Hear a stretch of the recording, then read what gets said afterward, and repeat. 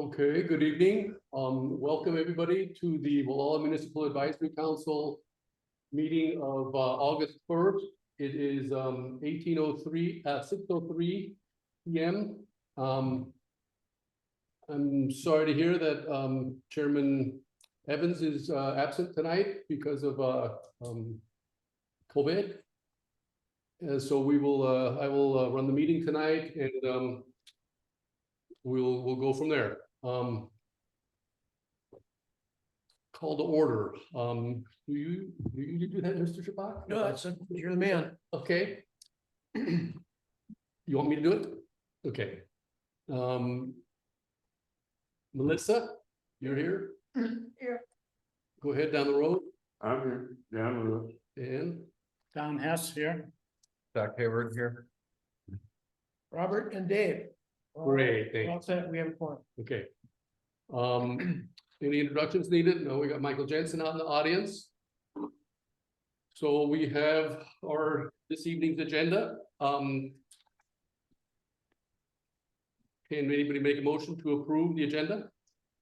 I'd like to just note a couple of changes since the agenda was posted. One is the receipt of a notice from Caltrans. We'll talk about previously distributed. It's a notice of intent to adopt a mitigated neg deck and notice of availability of an initial study and proposed negative declaration for the SON1 drainage system restoration project. Everyone in Walla, I think, probably got the postcard in there. In the post boxes, it looks like this. Or where is that? It's a drainage project on Highway 1 in the Sea Ranch. Okay, out of our jurisdiction, but it did come in and hit us all, right? Because we're all affected by it. Everybody Okay. got it. Yeah, So I remember. just noting the receipt of that. Thank you. And also an error on my part, or the county's part. Item 7.2, which is the consideration of a boundary line adjustment.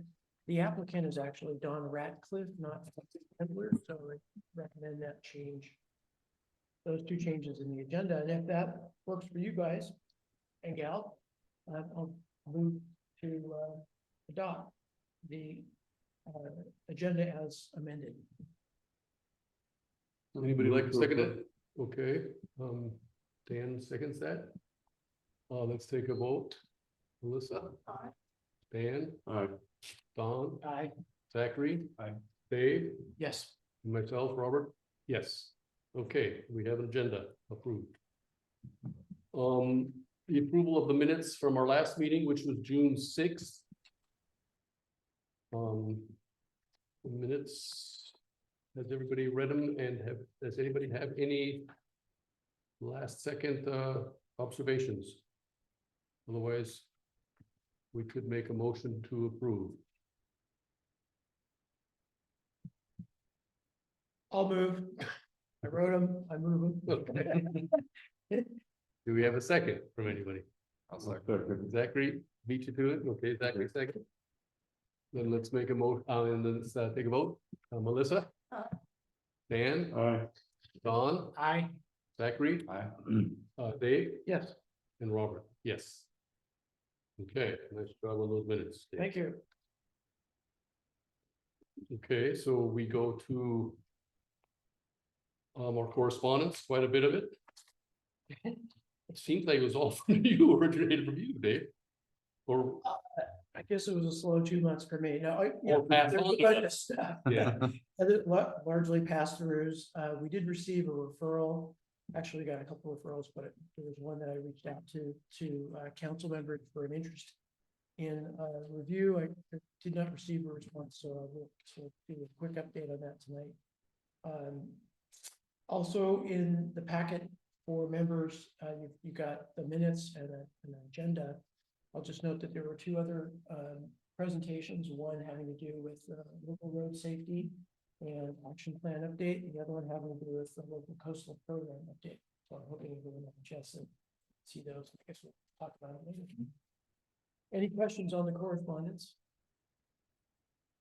Come on, Michael. I know you did. no, Thank you.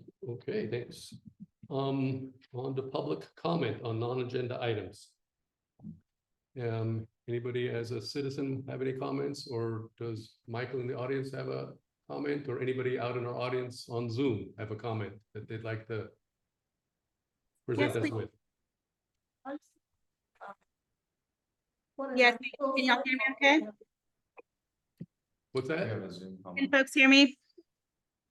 A Zoom comment. Who's speaking? Hi, this is Rachel Hayward. I wanted to Rachel. add a comment if it's allowable right now. Can you wait a second, Melissa? Okay, go ahead, Rachel. Great. Hi, everyone. Hi, I'm Rachel Hayward here in Gualala with my daughters, Lucy and Maya. And I have a comment that kind of fits into, I think, a few different items, but I wasn't sure how to agendize, and I also need to speak now before the kids need my attention. It's really about the need for community space for our families in Gualala. And I would like to make my own comment and then share a letter that's also going to be shared with the board shortly from Adela Martinez-Berg, who's the founding director of the Forager Preschool in town. We're really interested, I've been hearing from many parents over the last 2 years in the process of organizing my community group, Fix Bower Park, and also with discussions intersecting with the community center rebuild effort and the Streetscape project as well, that we've really reached a crisis point in this community where families and especially young children have nowhere safe to gather. There's not one sidewalk, as we all know, unless you count, I guess, right in front of the Chevron station, which is about, 15 feet. We don't have any, paved surfaces, any cul-de-sacs, any lots that are safe for kids to ride their bikes or to gather. And we don't even have park benches. There's not even a real space in town in Gualala for kids and families just to sit for a moment in between shopping or in between going to pay and take or some other event. So we're really at a point where I think, I'd really appreciate the council's engagement with that 1,000-foot level view of all of those projects I just mentioned, especially the $2.2 million specified grant to improve Bower Park and the major streetscape project and the community center rebuild. With those 3 things happening and in progress right now, would really just appreciate consideration for how we can build in park benches, any small play structures, even just a slide or a couple of swings somewhere.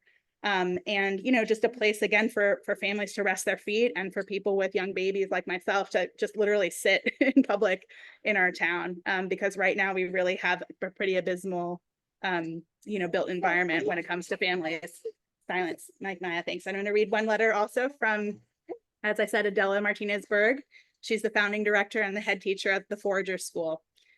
Dear GMAC, on behalf of the Forager School Early Childhood Education community, I'd like to thank you all for your continued efforts to envision a safer, more inclusive, and family-centered Gualala.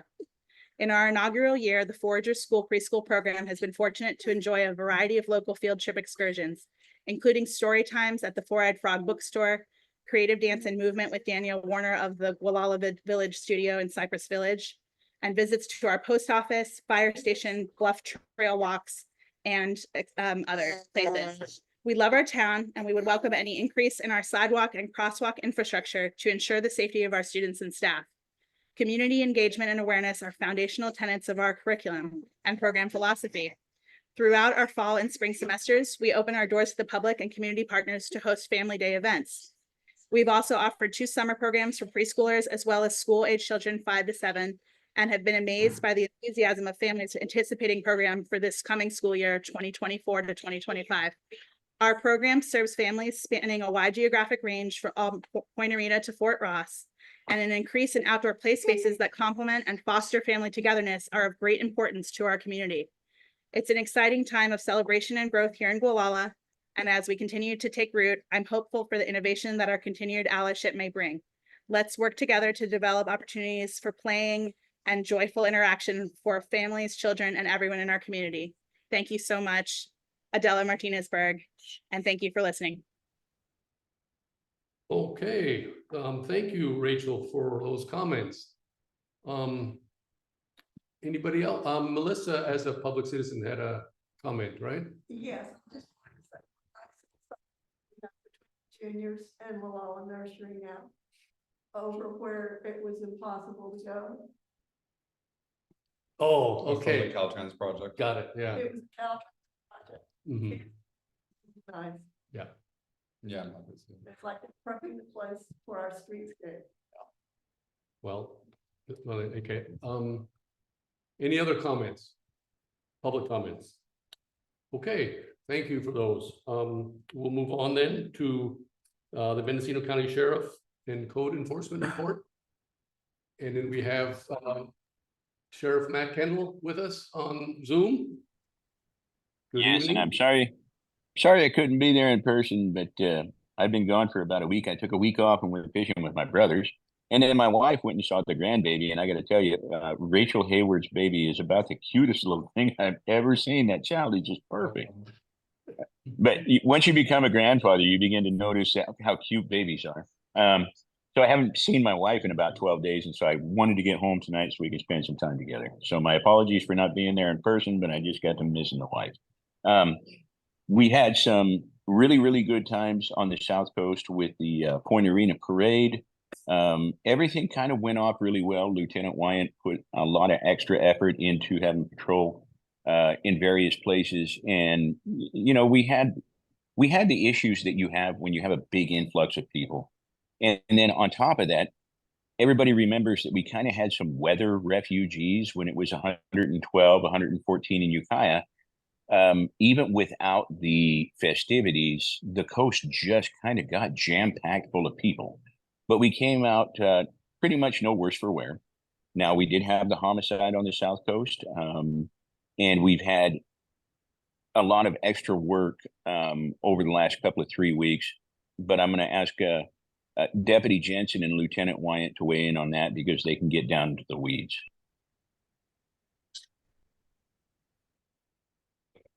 Mike, if you're there in person, go ahead. All right, so first thing we'll address is the homicide, like the sheriff said. We had a homicide that happened over there off Eureka Hill Road, and there was a very swift response by our office, and we were able to get there and take the suspect into custody very swiftly without any further incident, and everything's been investigated, and he was taken into custody. Within the last 30 days, moving on from that, we had 36 calls for service. That is kind of inflated, but what I want to go ahead and address with that inflated number is a lot of those were ongoing investigations and extra patrols regarding some bigger calls for service that we had. In the Point Arena area, there was 25 calls for service in that. And out of those 25 calls for service, we had 5 arrests which were made in the Point Arena area for this last 30 days. And those included resisting, obstructing, delaying a peace officer, battery on a peace officer, and public intoxication. 2 domestic violence incidences, one of a misdemeanor level and the next of a felony. And then also traffic enforcement stop for a DUI driver who blew 0.4% VAC, which was almost, we're pushing about 5 times the legal limit. So in the Walla area, we had 11 calls for service. And a lot of those were extra patrols, a lot of fireworks calls, and then some noise complaints. Out of the last 30 days, we had 13 reports taken for those arrests and some supplemental reports regarding incident which occurred on Eureka Hill. We did have a huge influx of visitors in our area due to the weather, but with even that influx of people that we did have, we remained a very safe community and didn't have many issues whatsoever. And we were able to entertain our visitors and hopefully have more people come back later on. That way we can definitely boost our local economy here, so they'll continue to come back and enjoy our area as well. And then I know we also have Lieutenant Wyatt on Zoom as well, if you'd like to weigh in on anything. I did, and I just want the council to know too that we're still challenged with some staffing issues, but we were able to schedule some overtime for some deputies out of some of the other sectors to get them some attention over here on the coast. So I don't know if you've seen more sheriff's office employees down there patrolling the South Coast a lot more, but I can tell you that it's happening if you haven't seen them. I've definitely tried to have our presence be known down there a lot more than recent past. And just truthfully, most of the calls for service happen on the north side or the north coast, so that's a lot of times why you don't see guys patrolling down on the South Coast as much, just because our call volume is more in the Fort Bragg area. But this last month we have definitely shown our presence on the South Coast a lot more, and especially at nighttime when you guys are out sleeping. We're out cruising around looking for people doing things they shouldn't be doing. So we are out there, and hopefully it's shown a positive impact there on the South Coast. And Okay, then, any questions, we'll be happy to answer them for you. go ahead, Dave. Lieutenant, could you please spell your name for the record? Sure. My first name is Clint, Clint, and it's Wyant, Wyant. Thank you so much. You're welcome. Anybody else have questions of the Sheriff's Department, Matt, or anybody else? We don't see any. Okay, Go thank ahead. you so Wait a much. minute, You we folks got have a one good from evening. Dave. Hang on. Not so much. Go ahead, Dave. Not so much a question, just thanks, gents, for hanging out with us tonight and keeping us up on the stats. You did a great job over the holiday. The traffic control on one was smooth, brilliant. The vibe was really good. I think people really appreciated your presence and the way you handled the situation and conducted yourselves. And yes, the increased presence of the sheriff's department on the South Coast is visibly noticeable. So thank you so much. I know it's a long reach and you guys are spread thin, but we do appreciate your presence and your efforts. So thanks again. You're welcome. Thank you, David.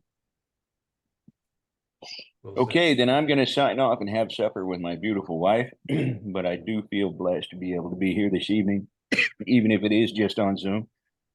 And I feel especially blessed that we got to see Rachel's perfect little baby. So you guys have a good evening. Good Okay. night. See you, Thanks, Matt. Sheriff. See you next month. Okay. Then we go on to our public agency referrals for this evening. See you, my friend.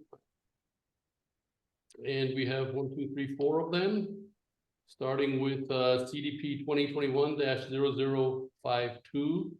That's Danya Alwan. Dan and I reviewed that project. The applicant's request is a coastal development permit to develop a vacant parcel with a 1,300 square foot single-family residence, 165 square foot deck, 493 square foot accessory building workshop, a 1,200 gallon concrete pump chamber for the septic system, a 1,200 gallon concrete septic tank, water supply from North Walla Water Company, 200 square foot driveway extension, possible standby electric service and or propane tank, and vegetation removal. This is a re-referral to address the revised biological resources report. The original referral was distributed on 12/7/2021. Site address is 34620 South Highway 1 in Molalla. Some of you might recall we reviewed this back in January of 22, I think it was. And at the time, the applicant was online with us and said something to us about wanting to keep that accessory dwelling as part of her CDP. I'm sorry, Dan, please chime in if you want to anywhere. No, that's how. And it was because she wanted to keep that accessory dwelling workshop thing. They underwent a redesign or a little bit of a tweak, I guess it was called, on the septic system. So that was the last we heard. So what we have now in front of us was a very extensive review by WIN, Biological and Coastal, what's her exact title? I was going to refer you all to page 58 of this CDP. Is that something you could help me with, Don? Because This was the only thing I could find was the original CDP. Was it attached to the original or? you can find it in the May referrals of the county. If you May of this year, okay. May of this year, yeah. I'd have to search for that right now. Okay, anyway, I can search for it, or let me get to it here and look at it, but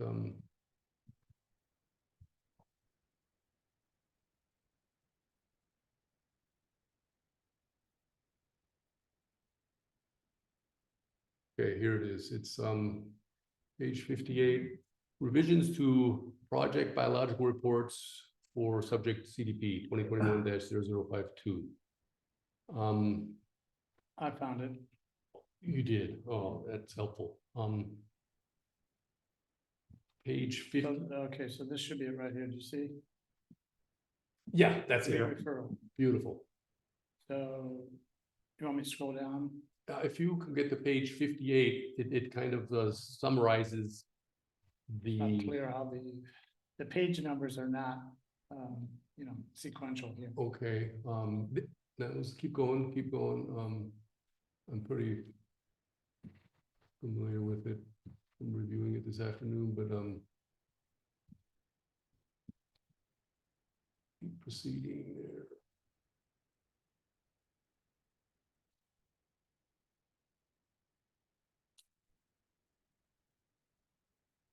Keep going, yeah. There, that was, Okay. it said win at the top, Win, and it, all yeah. right. So this was the most recent evaluation on the parcel that I've seen, and it's subsequent to what we did back when. I could read a little bit from it, or can we all read that there?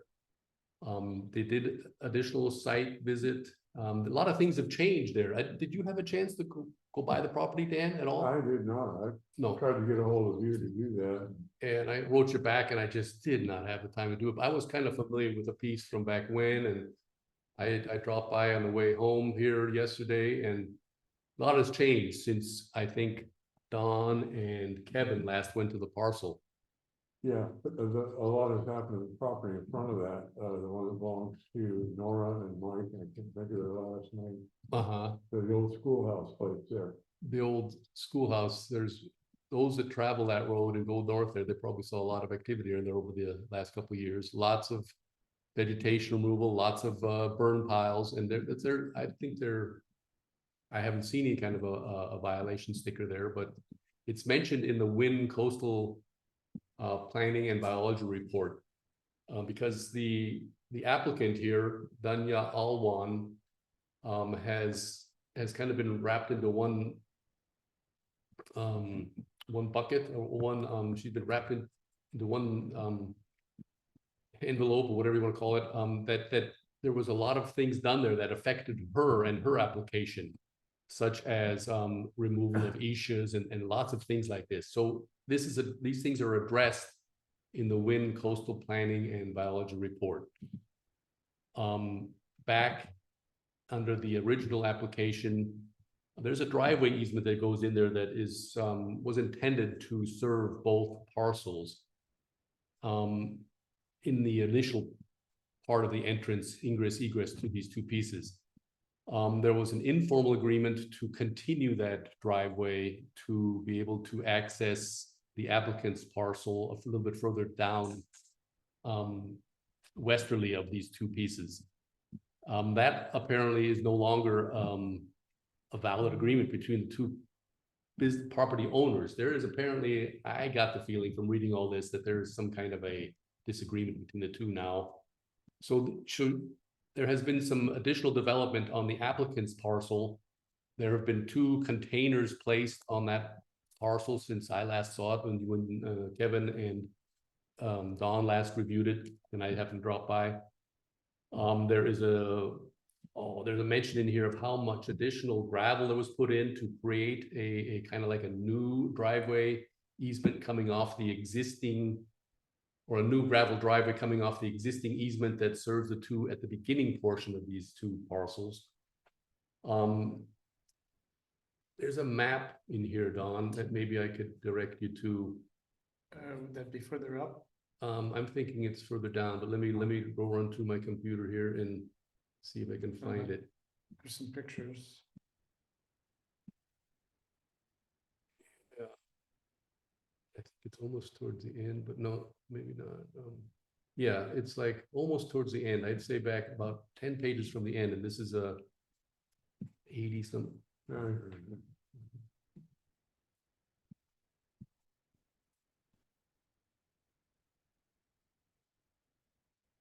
Almost to the end.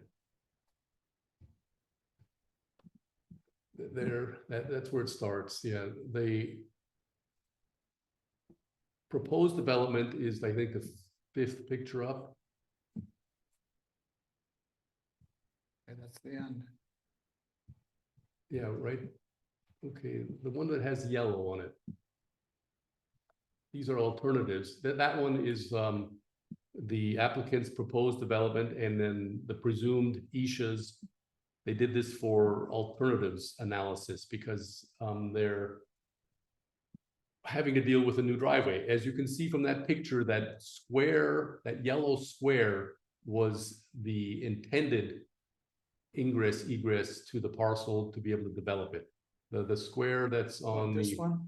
no, maybe I should get up there and this was the intended access to the piece by having an extension of, this is the driveway coming off Highway 1, and it's described up to the property line. Okay, it's the description that both of them share. This is all new, what you're seeing here. The old driveway was an informal agreement to continue to come down to here, then be able to access her property and do the proposed development. So that has all changed. You'll see at the beginning portion now, this is where they put in these two containers. This is all the last 2 years because of, I believe, some kind of dispute, but to try to put in their own driveway to get down to this building site. Okay, these are two containers that are not supposed to be there. They're apparently, they're not permitted. They were put in too close to the coastal morning glory, is it? Coastal lilies.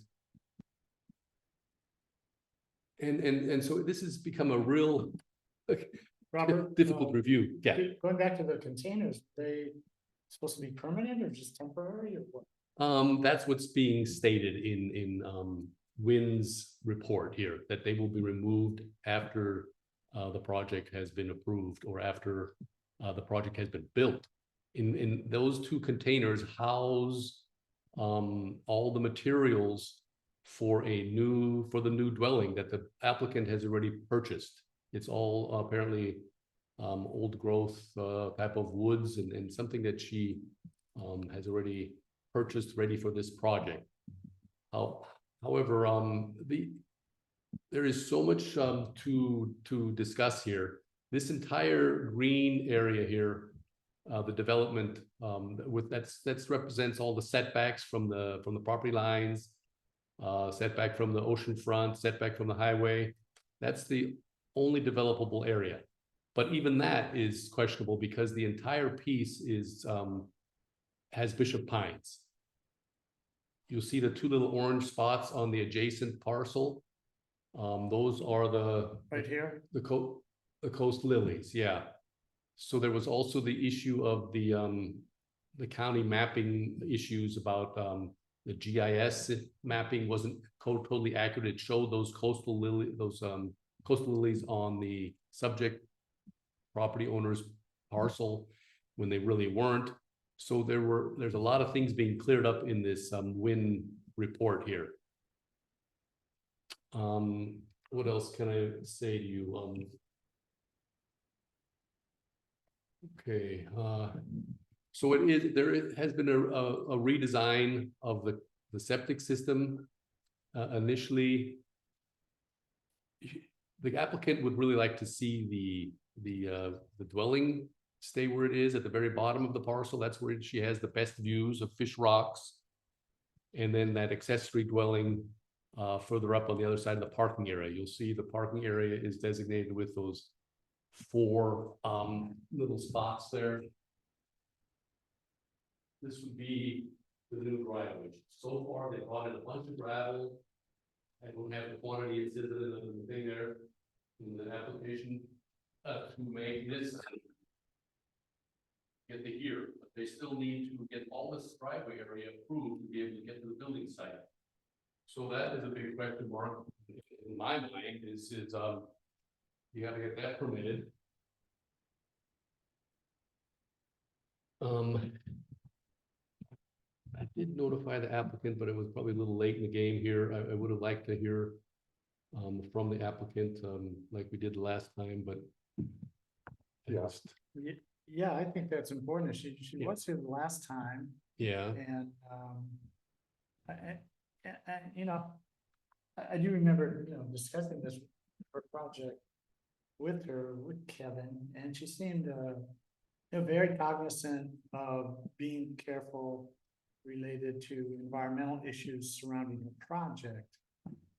So I would think she would, you know, want to be here to defend her position and, you know, argue her case for this project. mhm, Yeah, I remember last time when we spoke with her at the meeting. And there was an issue going on with the access as you described with the next door neighbor. And she thought she had a right to an access that was on the opposite side of the property from where she actually had it. And there was too much grade and she couldn't get at it, things like that, because it went around the back on the steep part of the place. And it was a mess. yeah, I mean, they've done the Win Consulting Group here has done a great job in redefining the project, so to say, but this is so complicated and so involved. I see no reason why we couldn't delay it a little bit on behalf of the applicant and have her invite her this coming month and then review it again. Yeah, I'd like to walk it with her. Okay. It's not an easy Yeah, project. that's a good idea. I We'll really walk hope it with her. We'll invite her up Yeah. and, Yeah, I think we need to put this on hold. we need to put our boots on the ground, I think. It's obviously a very complicated project. yeah, I have no idea what all those other yellow boxes are representing. I'm sure it would tell me, but there's a lot that she wants to do there. what it says about the yellow is in the index, in the thing here is proposed. And then in brackets, or still needs permit. Yeah, Okay, so it's quite a bit of a development there and it'd be great if you could explain it to us. So if you're all in favor, we could table it. Sounds like a good one. Yeah. Okay, I concur. The other question I have is, okay, you just mentioned this, the yellow items are either proposed or still needs permit. I think what we want to pass judgment on is something that she's applying a permit for. That she, you know, she has decided this is what she wants to do, not some still ideas that are being proposed, you know. And also where has the gun been jumped on some of this stuff? Have things gone on there that are not yet been approved besides the container boxes?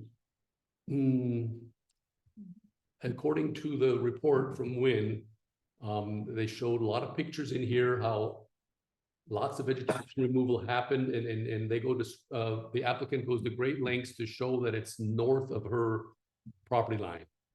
And as we've all witnessed driving by, there has been a lot of activity going on there. Yeah. North of her property line. Where So, that red building is collapsing? you mean which building?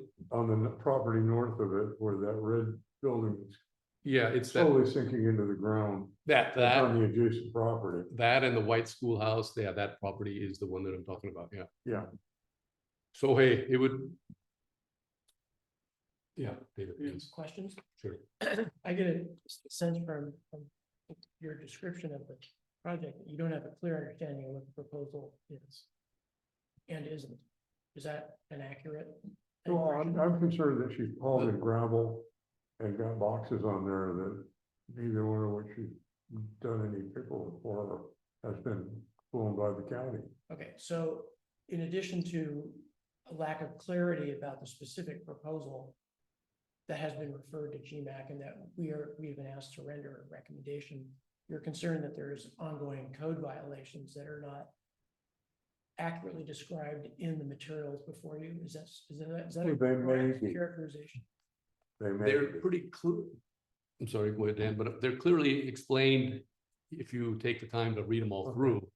But yes, he hit it right on the nail. Those two containers and the driveway are things that would need addressing and need permitting. And presumably should be handled as part of a single action. Right. get a building permit, get a CDP that says build A, B, C, D, E, F. Yeah. And that's what the request is for, is all of And that. resolve currently unpermitted activities consisting of X, Y, Z. Yeah. Is that Mhm. roughly your Yeah. sense of it? Have you guys had a chance to talk with the planner? I have not. And Would that's it be part of your scope of work for the next month to It talk will with the be, planner? Yeah. Mark Leidner. I will talk to him, and I will also Okay, talk with the applicant again, okay? sounds great. But Dan and I didn't get a chance to go out there together to look at it, nor be good if we get out there with the applicant also. So should I make a motion that we table until next month? Anybody want to second that? I'll second that. Don will second that. All in favor, say aye. Aye, okay. Thank you. That's probably one of the more difficult ones I've encountered.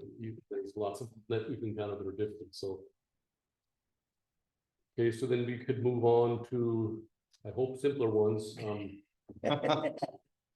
Con Chandler, you had made a correction on that in the agenda, right? Yeah, you want me to take it from here? Please do. All right, let's make it simple. Roll the show, boss. Okay, Don, you want to put the show? Yeah. Okay. Second. This is a boundary line adjustment. Two properties that were essentially legally created via something called a certificate of compliance. And for those of you who are not familiar with the Subdivision Map Act, there are a number of tools that the state provides agencies that have subdivision authority like a county to recognize the existence of a legal parcel, to subsidize that parcel, subdivide the parcel, to change its property line configuration. So there's a couple tools in the kit that are now kind of involved in this particular proposal. Once that PowerPoint shows up, it'll show you everything you need. But long story short, the properties in play were created by a certificate of compliance that essentially says, yes, with respect to the law, these are legal parcels. It doesn't mean that they're developable. It doesn't mean that they comply with county regulations with respect to development, that they comply with the general plan or zoning, but that they exist legally as separate land parcels, land divisions. The proposal wants to reconfigure these two legal parcels in a way that, at least from my perspective and the information available, which you'll see shortly, would consolidate 2 buildings, 3 buildings, and other improvements associated with the residence. There are 2 houses there and an outbuilding and a driveway and a septic system and a well. It would resolve a situation where one of the assessor parcel lines runs over one of the septic systems. That's not in and of itself a legal issue. It's an awkward tax issue. But what it appears that one of the objectives is to correct the configuration of that lot, one of the lots, so that it contains all the development. And that the vacant parts of the property are consolidated in a different land parcel. Okay. Can everyone see the image? It's a little dark and a little bit muddy, so I'm gonna just Let's give it a wave my light. hand on it. We'll just have to go. I'll do it. You're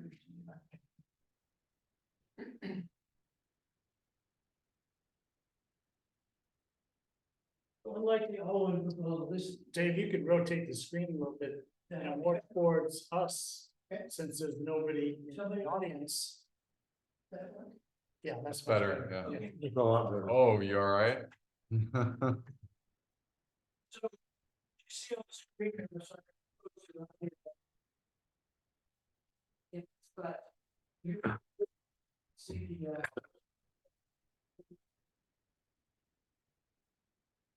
is that the exact correct area or? Yeah, it is. this is not the right image. All right, this is. Can you find a file that said, it has this name in it? It's a different PDF, it's the first one. Oh, forwarded to you. It's the one that you and I talked about. Okay, This is, I feel like this is an error, but we'll talk about that shortly. So if you go to the first one that is complete, and then correct it.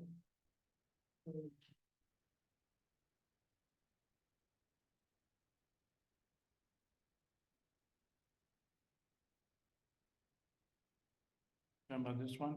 Yeah. No, No, That's the that's same. one, this is the one that was on the last email you sent me. go to the previous email that I exchanged with you, where I said the attached PDF has changes that you read. It's referring to the email you sent saying. Okay. Looks good, thanks.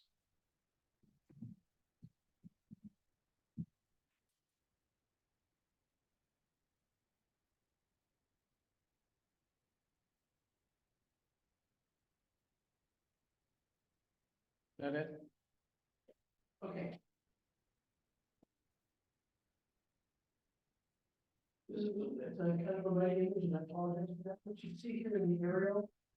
The trapezoidal black line, these are. These are tax parcels, you're not the actual property configuration. Which is one of the sense, what you guys sense of feeling, here's the development part of portion. Clearing the building, we can see the back here. And another portion in the curve, you can see. Kind of mixed canopy forest and everything. So that's kind of the environmental condition. Go to the next slide. So the legal lots, there's a combination of this triangular sliver, that's one. This lot has 10.5 acres in it based upon the imagery. And then the other legal property is about 37 acres. That's again, the majority of this tract. Dave, you want to move the microphone a little closer to you so we can hear you better in the recording? All right. So I'll just go backwards and make sure I capture this. The actual legal configuration, legal land configuration is a combination of a 1.5 acre triangular sliver. And the applicant has taken the liberty of showing a 50 by 50 potential building pad. And the remainder of the land holdings is the other legal parcel of 37 acres. That includes a couple buildings, septic systems, well, and a driveway off of Highway 1 that goes into the vicinity of the buildings and also leads off into this other apparently vacant area. So that's the legal lot configuration. All right. But I want to note a couple things that are important for a boundary line adjustment under state law. One of the purposes of a boundary line adjustment is to take properties that don't comply with zoning or general plan, and by moving their boundaries around, fix those errors. So ideally, when one contemplates a boundary line adjustment, we're not making anything worse, but we're solving a problem. For example, a lack of consistency with the general plan. Now, this is a case where this property, both pieces are in a 160 acre minimum general plan designation for forest land and a 160 acre minimum timberland production zone. So this is a zoning and general plan area that actually requires 160 acres at minimum for development. That's the county's regulations. And there's a number of things that are anticipated by the county for development in a timberland area, including houses. So, but it's one house per property. That's a minimum 160 acres. So we're beginning with a situation that doesn't comply with that zoning. And the proposal, if you go to the next slide, would do pretty much as I suggested, would consolidate in one legal parcel the developed components, a couple buildings, 3 buildings or so, and a driveway, well, septic systems, serving each of the 2 houses, and a relatively vacant piece that does enclose what the applicant thinks is a 50 by 50 development footprint, previously part of that triangular sliver, but now consolidated in this other shaped parcel that, oh, by the way, has an access to Highway 1. But in neither case, whether the beginning parcels or the final parcels, do we resolve nonconformity with the minimum parcel size required by the county for development. Now, we can't undo what's already developed. That's not the point. That's not on our purview, and that's not what's being proposed. However, the county has an obligation to not perpetuate a problem, which in this case is nonconformance with the minimum parcel size. So based on the limited facts that came with this application, and it was a very thin application, there just wasn't much to it, no biological studies, no geotechnical studies, nothing that talks about development per se, except these images that were provided that suggest that really the objective of this change in the boundary configuration is to, again, consolidate the built areas and consolidate the unbuilt areas so that both have a driveway access to Highway 1, which looks to me like somebody's doing an adjustment because they intend to develop. So if the county were to approve this, number one, they would have to do so in conflict with general plan and zoning minimum parcel sizes. And number two, they would be potentially removing an impediment for development that's non-conforming, and that eventually that would come back to us. We'd have to deal with that. So on the basis of this situation, which is not optimal, but it is fairly straightforward. Next slide, please. Next slide, please. I'm concerned that we don't fix a situation for the county. We have a non-conforming situation presently, and the boundary line adjustment doesn't make it any better at all. When these two properties were created by an instrument whose purpose was to resolve the legal standing of a property, and that's all it did. Minimum parcel size was 160 acres back then too. So we have a history of creation of properties, legal properties. Doesn't create an obligation by the county to approve development, but there is an obligation under state law to affirm the legality of legally created properties. Did it, but the minimum parcel size was 160 acres back then too. Yet certificate of compliance was received in 05, 07, right? They got the certificate of compliance that confirmed the legality way back whenever, that when those lines were drawn and they were recorded, they were done so under the laws of the land at that time. Do we know exactly when those parcels were created? We don't have that data. I didn't do the forensics back in the recorder's office. That was not furnished. Doesn't really matter. The certificate of compliance is the legal threshold that establishes the legality of these two properties that are in play in this proposal. But like I said, the certificate of compliance doesn't resolve development issues, doesn't resolve compliance with zoning, doesn't say anything about the general plan. It doesn't say anything about whether these are suitable for development. It says at some point in the past, these were legally created under the laws of the land. Who knows what? Next slide, please. So my recommendation for your consideration is that we continue to defer to county staff for their expertise. We're not trying to get out. I'm not suggesting we get out in front of them in any way, but I recommend we deny this boundary line adjustment. I don't think it meets the minimum criteria of the general plan and of the zoning, which we are asked to weigh in on. That's part of our purview. Don and I talked about this since we volunteered to work on this review. And do you want to make a comment about the last recommendation, Don? Yeah, well, after reviewing this and communicating with Dave about it, I don't know, to me, it seems like the cart from the horse here, that if there's any desire, and it kind of looks like it from the plans, that there's a desire to develop an additional parcel here after they change the lot boundary, that in fact, in order to pursue this, in our mind now, it would require a zoning change by the planning commission. So that should be the first step that the property owner should be pursuing, as opposed to this you know, boundary line change.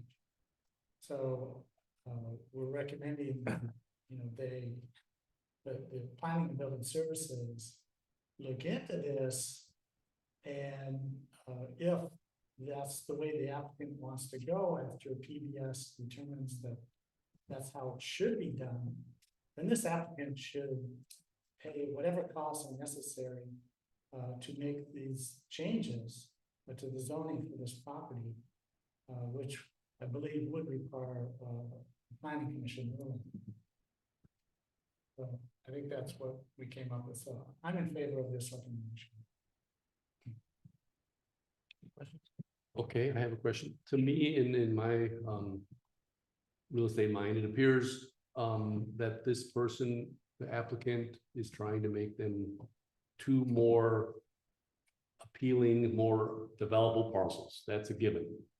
What's to say that they couldn't develop that 1.1, what is it, 1.5 acre piece the way it is now? They probably could, but that's not what we're doing. That's not what they're doing here. They're looking to do a property line adjustment to make it more of an appealable, yeah. So I guess it's not a question, it's why can't a person just adjust a line? Isn't that a very simple procedure? I'm thinking back to the one that we did on large acreage, Henry and I, where there was no conflict with zoning. So that's my confusion. Okay. Yeah. There's a punch list under this subdivision map act and the county's implementing regulations for that. Boundary line adjustments only. They don't get into developability. Right.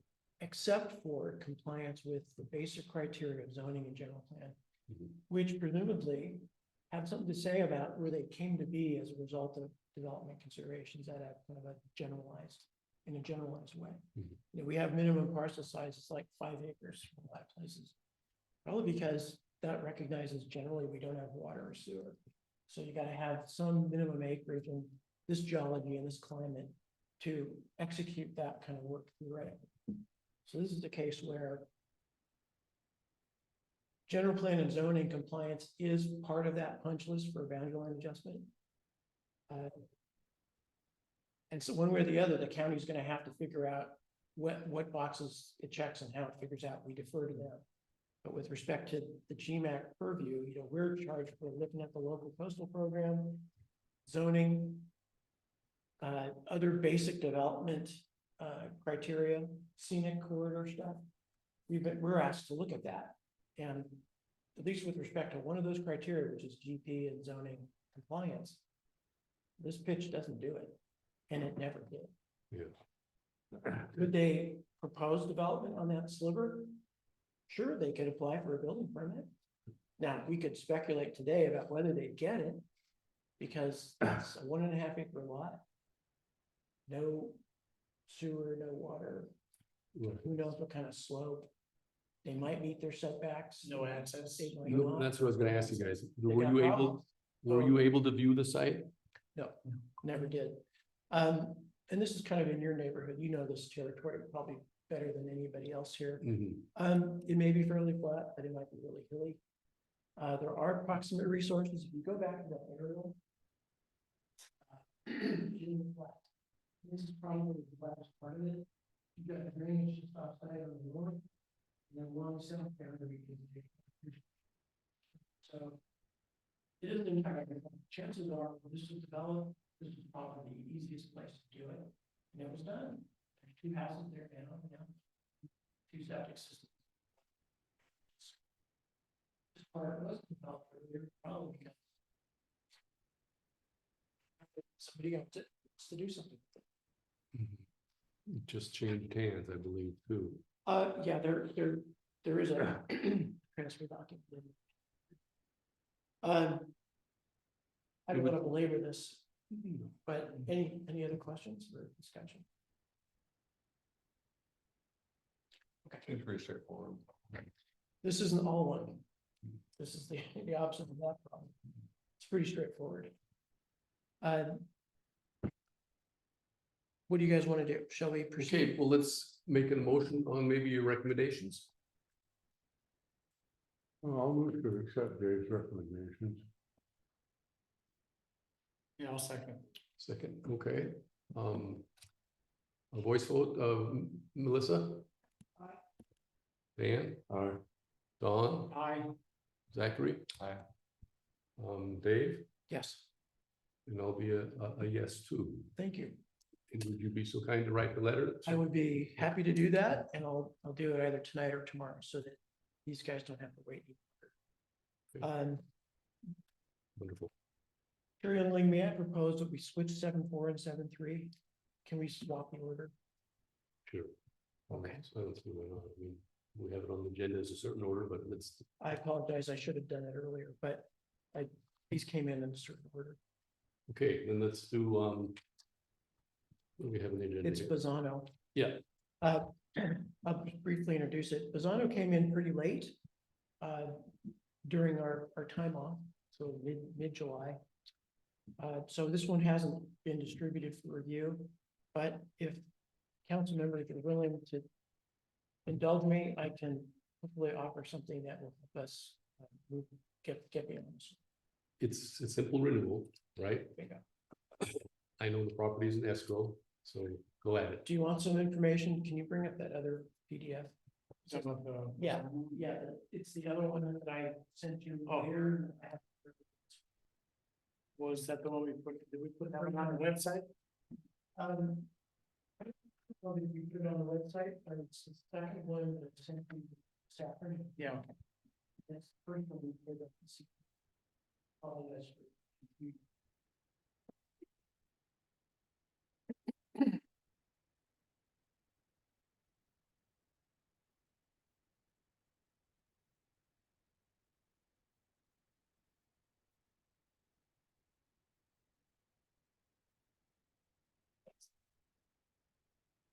This one here.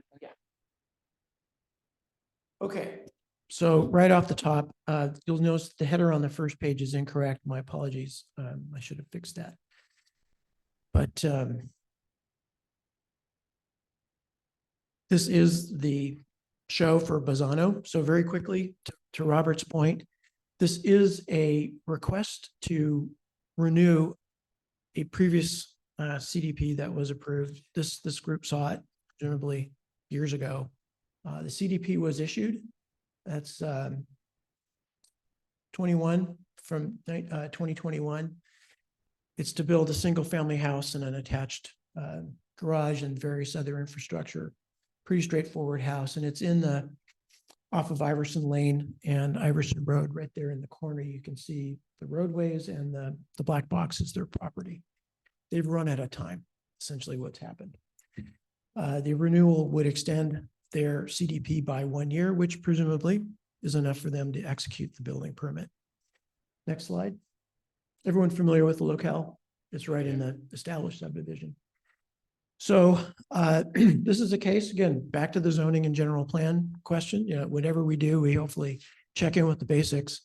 This is a case where over time, what the county's done is upzone this. So when these properties were first created, there was a one acre minimum side on Iverson Road and then a 2 acre minimum side when these subdivisions were implemented. And over time, the county's come back and said, nope, we don't want these to further subdivide. We're going to lock them in at 1 acre and 2 acre with a 5 acre minimum designation. However, it does recognize the previous 1 acre opportunity that was the basis of that subdivision. So we have compliance with general plan, we have compliance with zoning, so we're not going sideways there.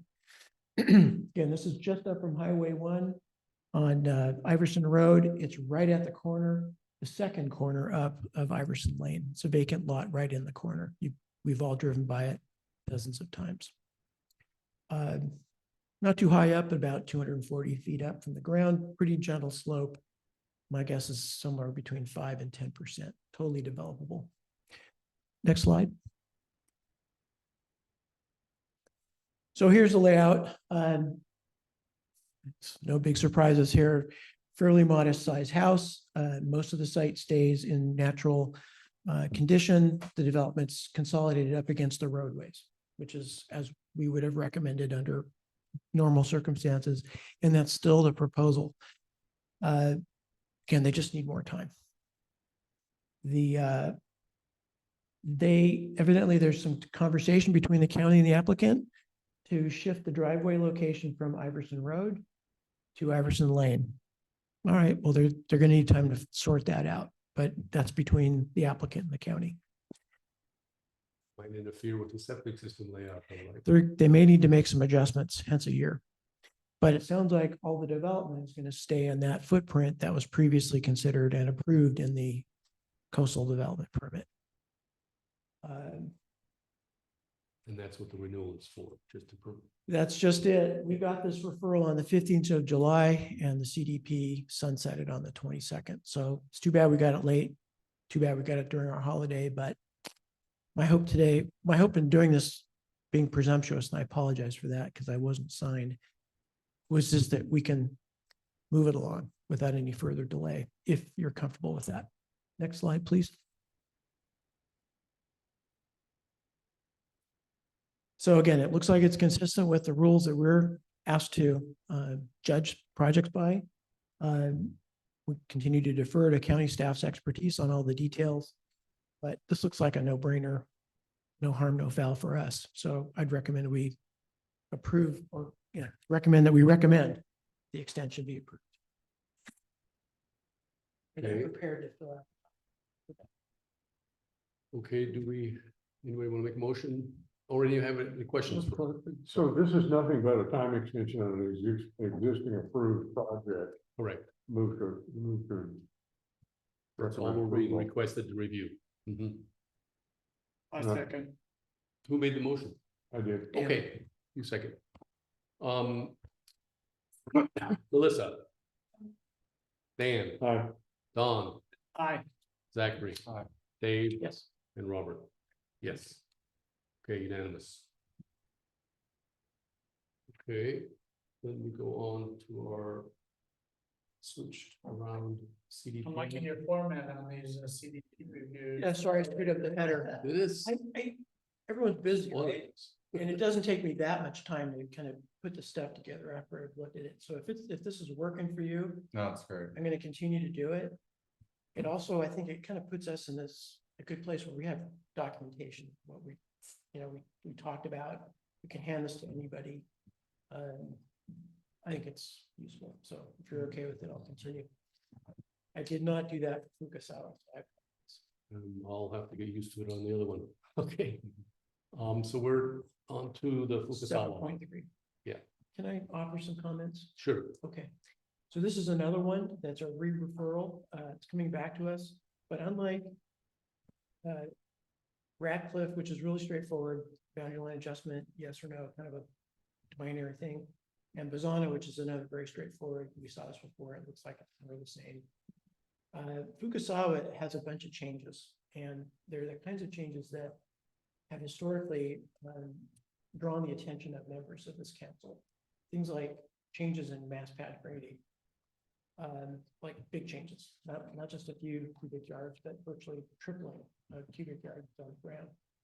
Lots of new documentation, good stuff, but new things to read through that help this council understand what it's being asked to talk about and act on, but also enable the council to make a decision and provide advice on stable ground.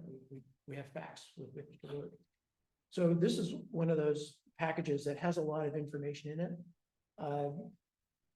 Again, for the most part, it's validating a previous decision to allow development to move forward in a place where it's pretty much allowed.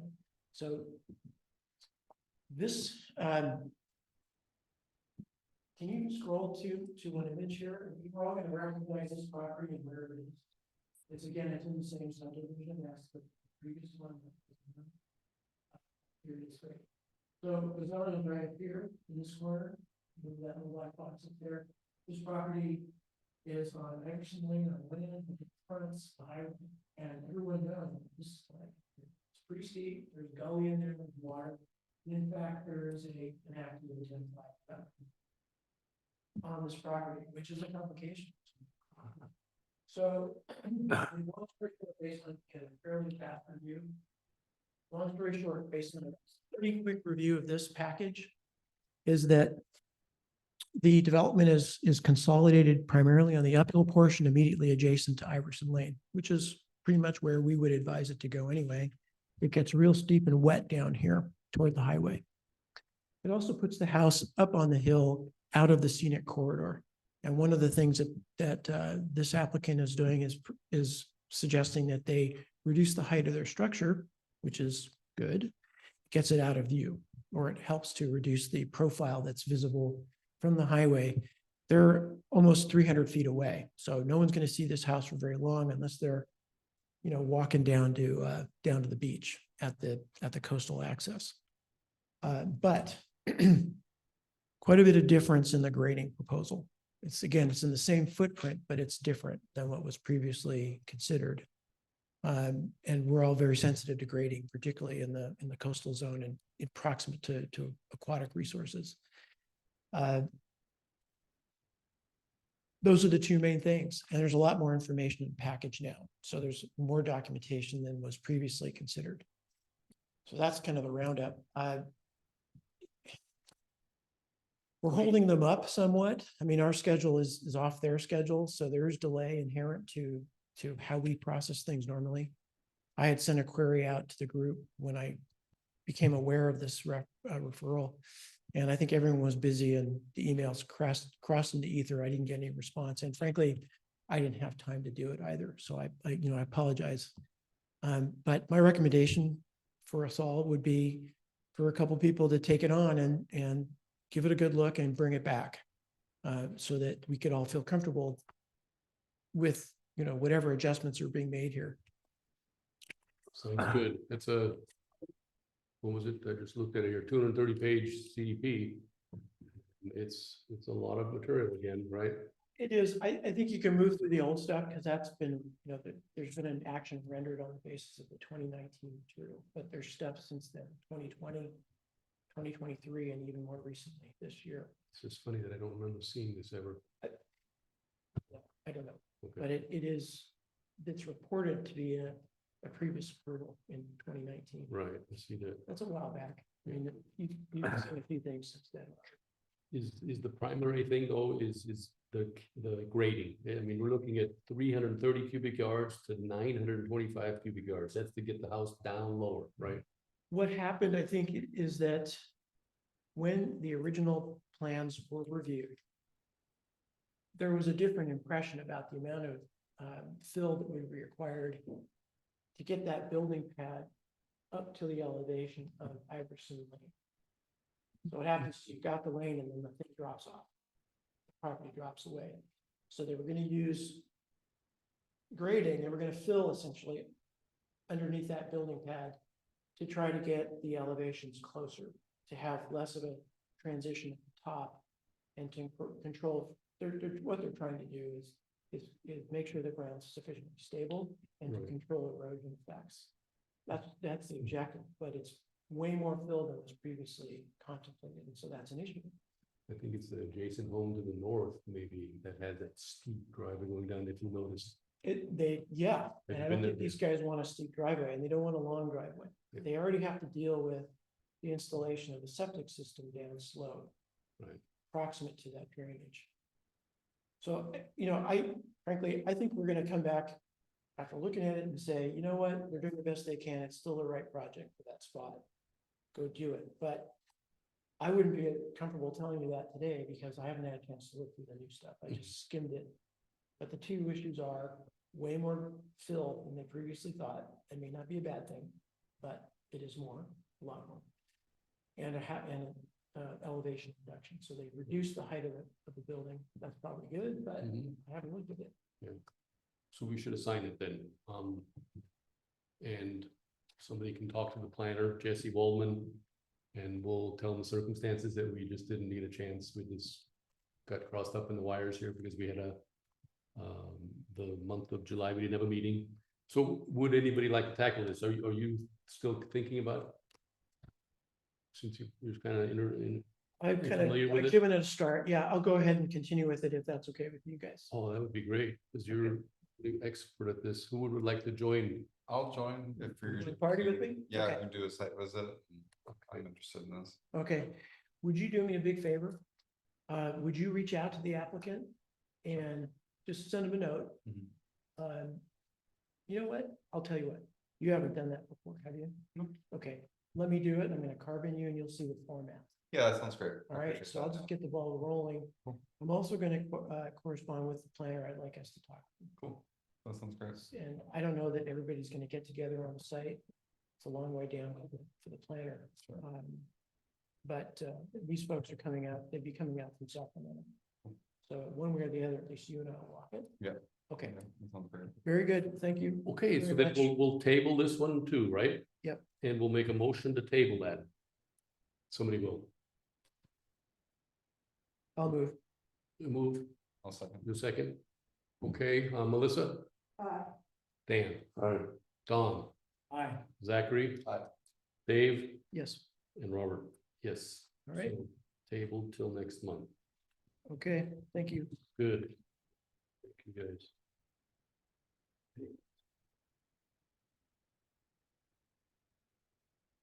Okay, so moving on in the agenda, we are to the different types of CDPs, and we are on to item number 8, old business. Looks like we have discussion or action, but do we have any old business? I was not aware of any, so I didn't put any in here. It's a holding pattern. Okay, Same with item number 9. same with item number 9, okay. So we're down to committee reports. We have the Bower Park renovation project going on. Dan and,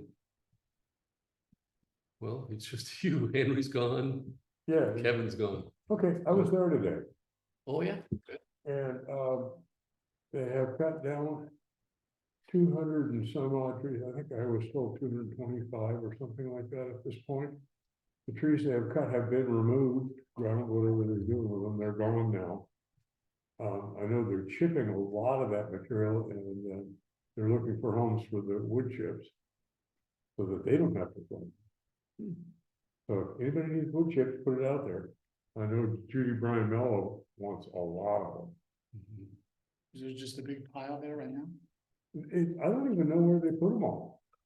They're, If I may, I know that, people from the Fixed Bower Park group reached out to other members of the community. And I think that multiple, community members have already received wood chips. it's gone. Yeah, it's not, it appears that there's not like an extra pile anywhere. I think they just flattened the rest of it, especially in the upper part and the big kid playground. They just did like a big, That's flat wood chip. grade of wood chips, and I think the rest is already gone as far as I can see. Excellent. That's I right. noticed it was gone, but I didn't know where it went. Yes.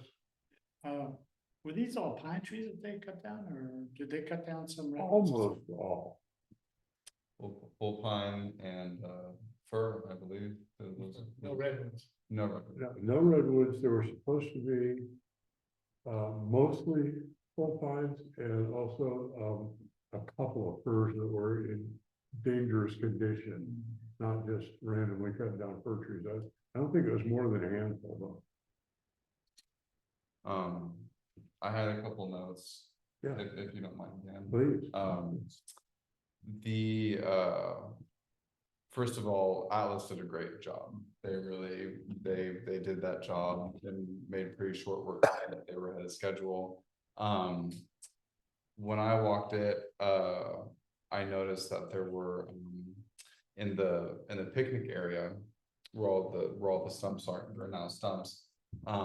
It doesn't seem like, they've been ground down. They're moving into that. They're moving into that. Okay, thank you, Dave. Yeah, That's- I had no idea. Yeah, that was the next step. Okay, cool. Because we see we see them kind of packing up and going, sure. And I know that was a concern of certain community members and kids tripping and stuff like that. I would like to comment that it seems like, as far as the master plan process with the 2 options that the county has given to the community, they attached a not very easy to understand survey. You guys might have seen it and filled it out.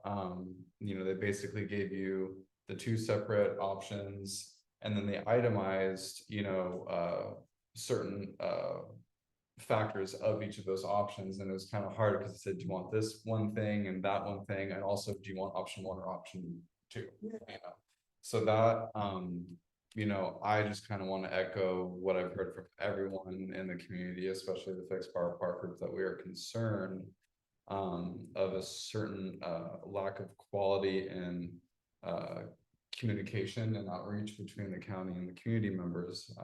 Fixed bar park had a little group meeting this past weekend to talk about these options, and you know, they were laid out in clearer ways than the county did, and it was easier for us to talk about it. We definitely had a consensus, unanimous consensus, that neither option by itself is adequate for what the community in the first place said they wanted.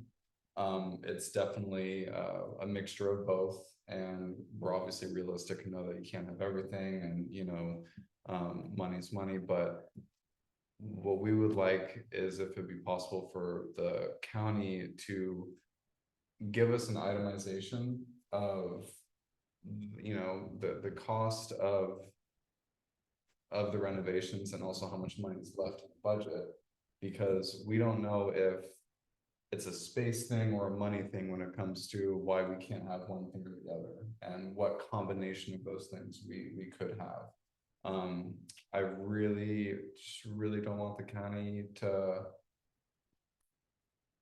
roll over on to steamroll the community in that way, because this is going to be you know, generation long park that we're going to be living with, and it'd be a real shame if the community if there's a backlash in the community over the county not listening, and then just doing one of the options and the community not being happy about it. So that's something that's on front of mind for me personally as a community member. I know that Fixed Bar Park has done their best to make very clear concerns to the county and the county officials that are involved. And you know, I understand there's not so much that we can do other than continue to voice our concerns, but you know, this is our last hurdle of really letting the county know exactly what we want. And I do know that Fixed Bar Park did do that post meeting this past meeting we had, to make it very clear as just treat it as a menu, even though the county didn't tell us to do that. Like, these are the things that, you know, the community takes priority over as far as the different aspects and the options. So I just kind of wanted to make that comment about where we're at and how the county is, you know, how we are interacting with the county and how it feels at this time. Yeah. My impression of that from the survey was that it was basically menu. Right.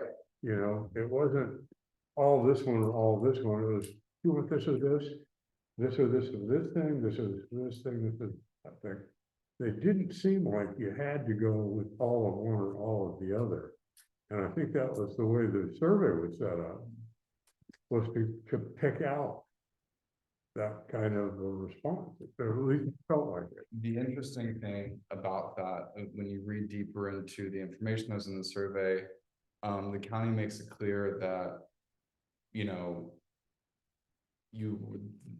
neither plan has brand new playground equipment for both playgrounds. It's either one of the playgrounds stays the same or is refurbished, and another playground gets brand new equipment, you know. And so there's details like that you know, community members weren't very happy with, because, you know, Yeah. we definitely want to have both playgrounds together, you know, where the big kid playground is. But we also think that after 25 years of neglect, that both should be brand new as far as equipment. But also, you know, community members want a full basketball court, community members want the separated pickleball and tennis courts, and that's money and space. And once again, that brings me back to my point of how great it would be if the county could provide an itemized, you know, list of what we can afford, and, what, if space feasibility within those parameters.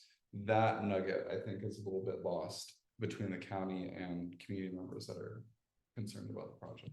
Yeah, I participated in a Zoom call this afternoon with Rachel, who convened it. The design project manager and one of his colleagues, the county's project manager, Micheline White, and I. Small group, but let me report briefly on that. Because what you guys mentioned is really central to it. One was, yes, the county's PM said, project manager said explicitly that it was really intended to be more of the survey, and the two options were intended to suggest a menu.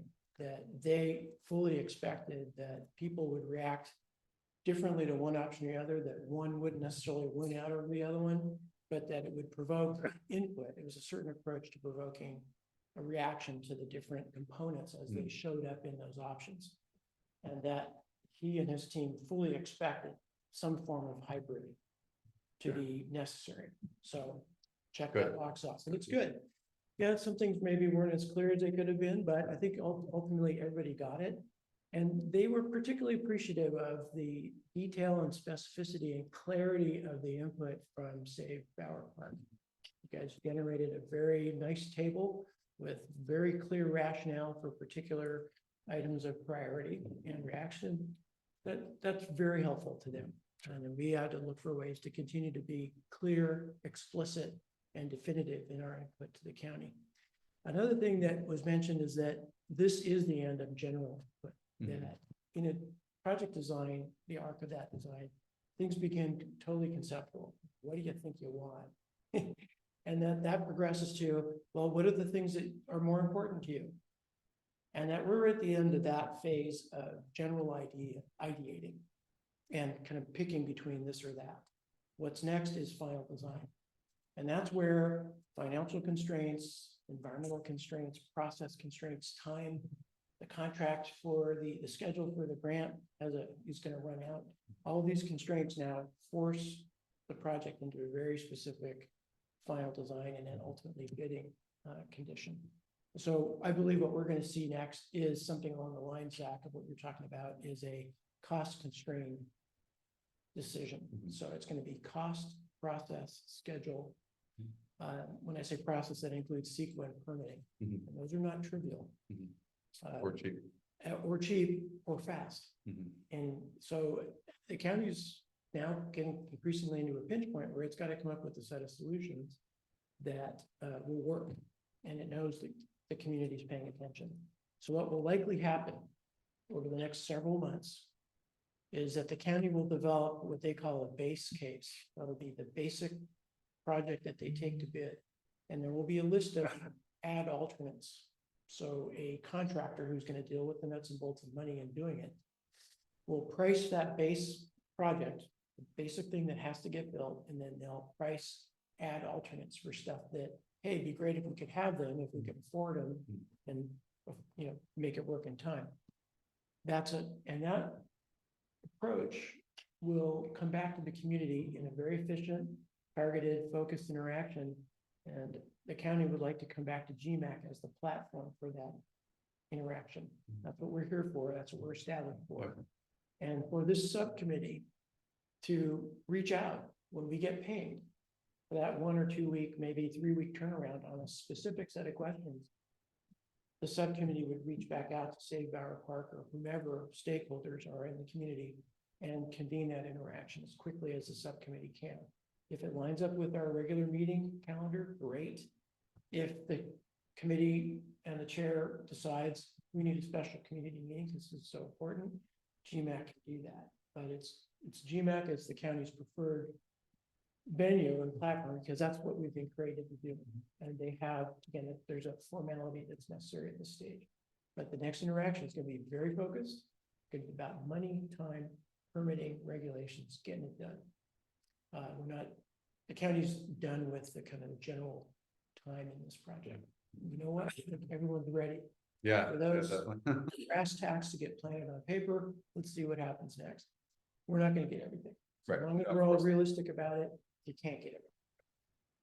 So this conversation helps me in that I was kind of confused as to, do I have to choose one or the other? But it's helpful if you just comment on, I guess, both. Can you, I see them both here. Yep, Yeah, Kim. there's comment field where you can write Okay. a comment, a generalized comment. When it first came out, I looked at it and then I put it on the side and I hadn't gotten back to it since, but the idea of having a separated pickleball court in a tennis court makes sense to me, instead of side by side that I think I saw. As a person that's not a pickleball or a tennis ball player, it was revelatory to hear from people that know that like they don't share space. So I just like It's, understand, you know. I was a tennis player up there for years and it was nice to have two courts, but I see in trying to come up with a streamlined design for up there that a lot of the things made sense. It was nice. Yep. It looked like a good survey, so I will now take it.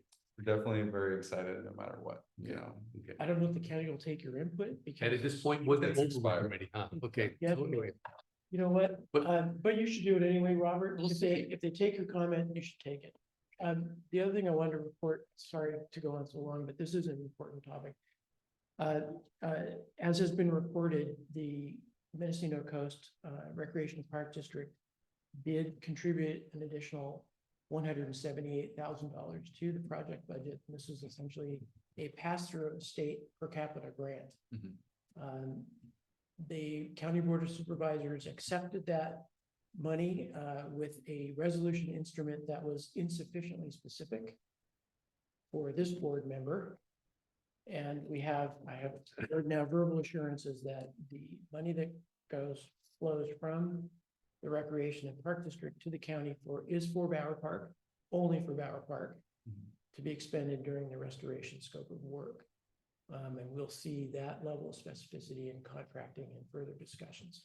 So I was gonna ask you about the district is watching this project carefully. We'll also be looking forward to working with the county as a funding partner and as a partner local agency on the design work moving forward. I'll be able to report to you as that moves forward. So we've got lots of eyes on this one. So was that conditional by the funders of that it only go to Bower Park or? I'll step back. The per capita grant, it flows from a state bond Right, act, a voter initiative bond act of, I forget the year, but it's a few years old now. Every funding cycle, there's a portion that's competitive, that's administered by state parks, and a portion that is per capita, also administered by state parks.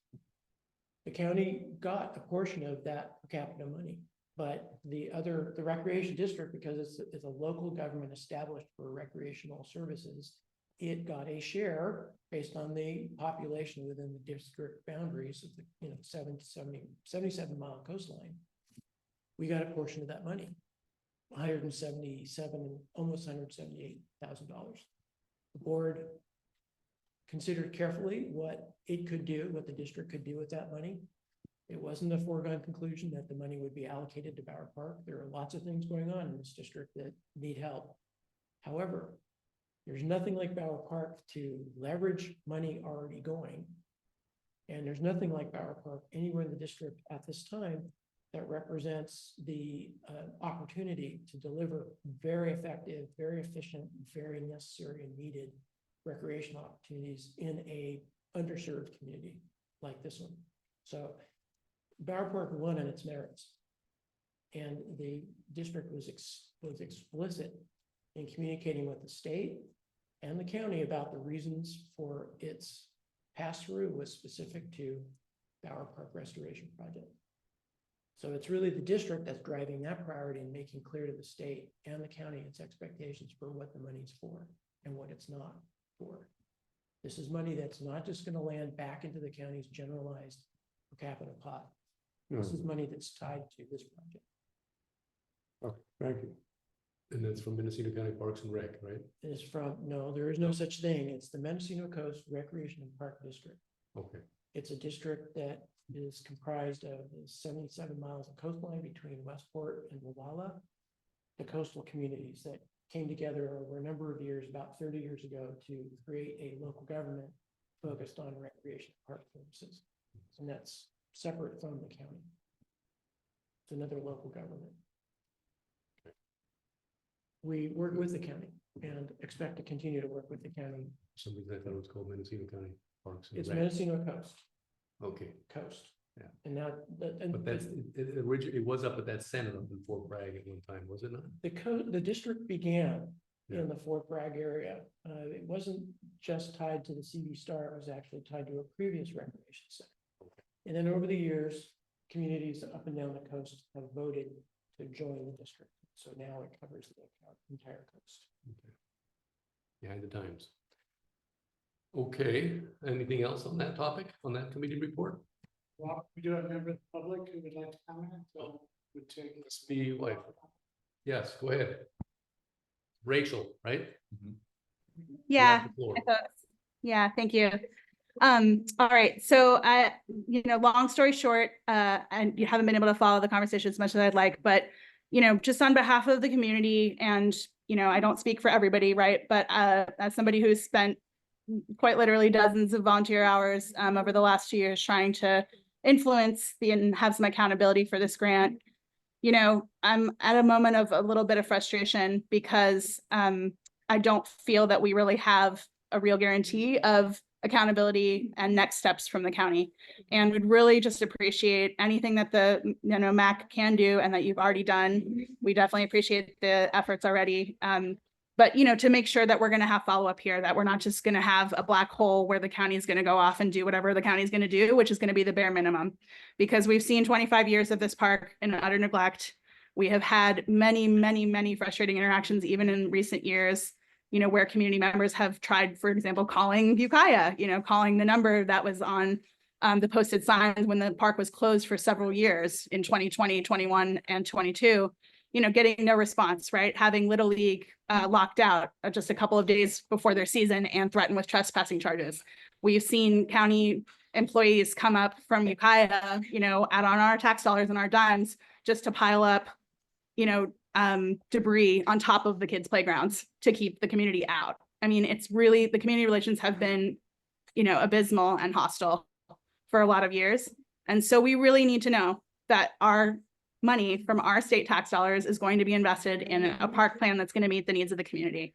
And I think we're at the point where we've given plenty of feedback. We've done 3 surveys, which was not even, clear to us that that's what the county was going to ask in terms of engagement. We have tried to be really clear about the priorities that were just discussed, right? Above all, new playgrounds, certainly side-by-side pickleball and tennis courts, a full court basketball court, a paved pond path so that there's actually access for people, with disabilities and people on bikes and skates and other kinds of wheels. And so it's really the bare minimum that we're asking for. And I would just like to know that there's going to be some accountability. There's not going to be another few months going by and that this grant is going to be well spent.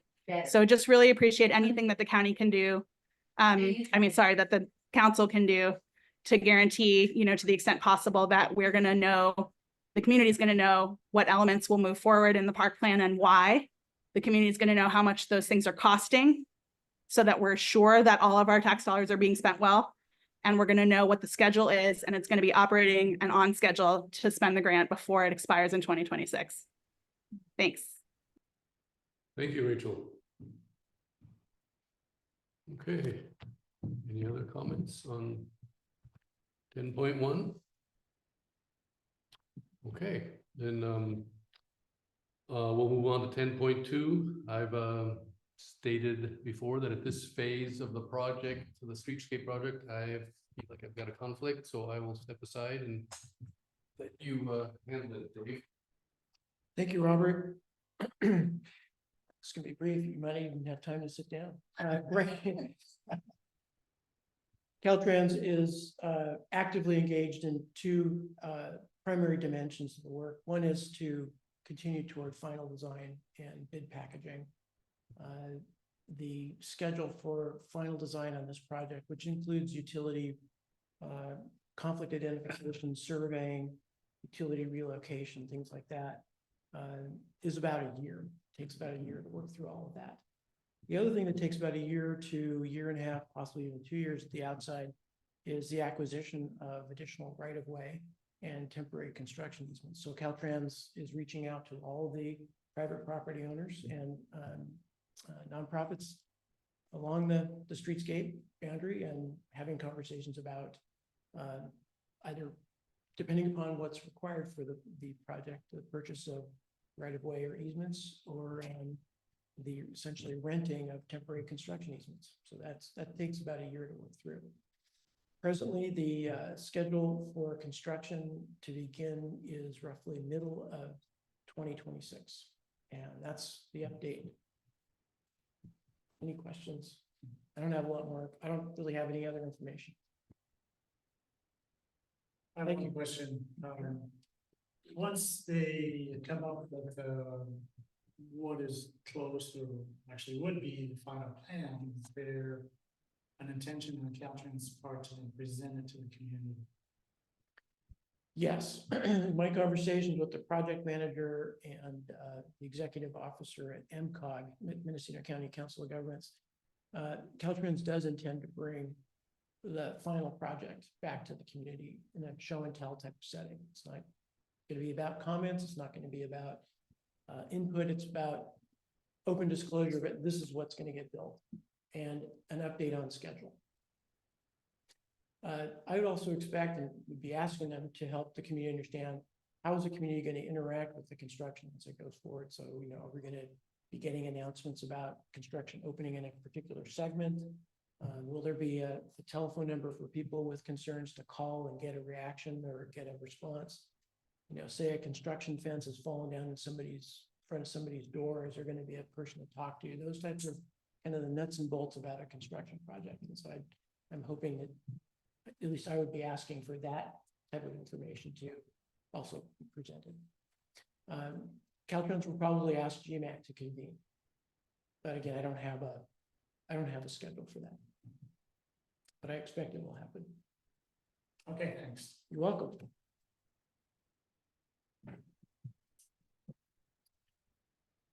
So we're on to Walla Community Center reconstruction. Committee report on that. That would be well, Kevin, he's not, Mr. Evans is not here, so I can offer briefly some okay. updates. As you know, the community center has recently had a vote, and there are new members seated on the community center board of directors. Kevin was re-elected. He had previously served on the board of directors, and he has presently also been elected by his colleagues as the president of the community center. That's one bit of news. He continues to serve though as the leader of the Reconstruction Rebuilding Committee.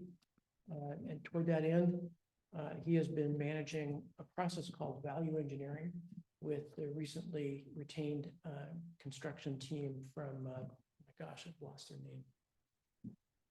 Figure is the design team. Oh my gosh. I'm sorry, I apologize. I've forgotten the name of the construction company at any rate. Very talented. They've got all the pieces together. Out of the area? They're out of the area. It was a competitive bidding process that included local candidates. And so this particular team was by far the best qualified and reasonably priced. Had that construction company name been floated yet at all? I haven't heard it anywhere. You know what? I don't know. I'm not on the PR side. No, okay. But I have forgotten their name, so it's an honest missing on my part. I apologize. You remember so much stuff as it is anyway, Dave. Come on. Where are they out of? Names are bad. Santa Rosa. Oh, So relatively local. They're big familiar. company?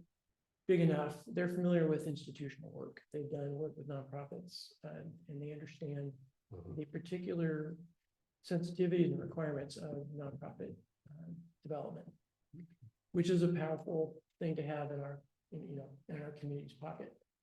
One of the things that the community center doesn't have time for or money for is a big learning curve for the constructor. And so these people come in with really good depth and bench strength in this type of development. The value engineering process that is being led by the general contractor has several purposes, but the two main ones are constructability and practicality. So it's one thing to come up with a great design. It's quite another to understand that it can be built and built practically within schedule, budget, and site and regulatory constraints. These people do this work. So that was really the main reason to bring them on board. to get that value engineering process going. The other purpose for value engineering is to look for opportunities to drive the cost down. The money trees here don't grow big bills, they grow, barely small coins. And so, community center wanted to be assured that the project that ultimately gets bid for construction is the lowest practical cost that maintains all the functionality that's necessary and the quality that the community expects. And so these two, driving factors amongst a short list of others have been guiding that value engineering process, and it's moving productively. So do you get a number of bids on this value? What you call it? Again, the community center solicited bids for a general contractor to work with the community center and the design team Right. on a value engineering project. Value That's the engineering. scope of work. Okay. And yes, that was a competitive bidding process. Several candidates were evaluated, Mhm. and the community center board of directors picked the best qualified, competent bidder. Okay. In the case of the Bauer Park situation, the low bidder got the award, right? Atlas? Or For the was- trees, yeah. Okay. How does it work with the community center? The community center, as a private nonprofit, is not bound by the same laws Mhm. that require government agencies to solicit and conduct bid processes. It's a different set of requirements. For example, the community center was not bound to pick the lowest bid. However, this was not the highest bid. And it was by far the most competent. Okay. Yeah, That's what it counts. really, it's a great team. And the chemistry is excellent. The working relationships are very, very productive and fast. And speed is important. I was just wondering, but if you have to have the low bidder, it might not be the ideal person. So that's what I was. No, I think the Wondering. community center, as it had great fortune in selecting the figure team, the members of the rebuilding committee, and I sit with that group, we're really pleased with the general contractor that's doing the value engineering work. They're excellent. Okay.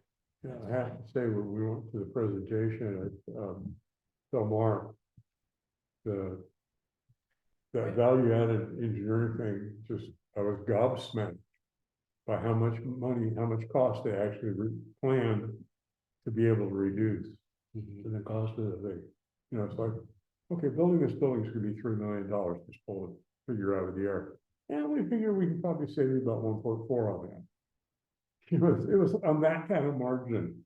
So It's substantial, it's, yes. which is again, a reason for the community center to spend money to save way more money. So it's a very cost-effective investment. Smart. Mhm. But that's all I've got. Okay, let's move on then to the local coastal program and town plan update. That was a document you sent us on that, right? I sent a copy of County Planning Director Krog's presentation that was done most recently at a GRI Zoom meeting. I'll just cut to the chase. Are there any questions on the presentation? Because it's really all there. Did anyone have a chance to look at it? No, I have two kids. It was, Well, I briefly looked at it. It looked like a lot of the pages were the same, but they weren't, right? It was about a 10-page document, wasn't it? yeah, about 10, maybe a dozen pages. It's In pretty quick addition- read. Mostly white text. That was it, yeah. Don? There it is, and it's July 18th, and so this was an update that Director Krog gave again on this Grassroots Institute Zoom call. Really, it's a good job. I encourage you to read it. It'll probably answer all of your questions. Long story short, all the technical studies are advancing, and they're advancing on schedule. There was one latest technical study, which I think is biological resources. The county was just working through final contracting, and that's going to launch and move quickly. The sequence, first there'll be technical studies to develop a body of data, existing conditions and trend analysis, which is again the heart of the coastal program update. Director Krog anticipates that there will be some outreach at the conclusion of that data acquisition phase to present information to the affected communities. In other words, to all the maps on the coast. I I'd suspect that the county will look to the MACs to help with, convening these outreach sessions. It makes sense. They may also go to the cities to get other public platforms to help people interact with that information. Schedule's not set yet, but that is an ongoing task right now, is setting the schedule for outreach and a more defined schedule for deliverables and the arc of the work going forward to completion. Ultimately, then the next step would be to develop draft plans. There will be outreach and engagement associated with that plan development, plan formation stage of the project as well. And then ultimately, there will be outreach. Once the plans are drafted, there will be a circuit of outreach of those materials prior to adoption. So we're going to get a number of bites at the apple. And the key is to be looking ahead for those things to happen. So we're ready to act as quickly as necessary for the county to stay on track and on budget. There it is. The biological resources is the last technical consultant, absent the environmental document, which is going to hold off for a while. So county is presently working through contracting for that group. So I think, was that it for the last slide, or were there any others? Here we go. Pretty straightforward. Things are happening. There's no reason to hire the secret consultant now, because as long as they're on contract, that the meter runs and there's nothing really for them to work on until later, until after the plan is drafted. So that'll happen. Next slide.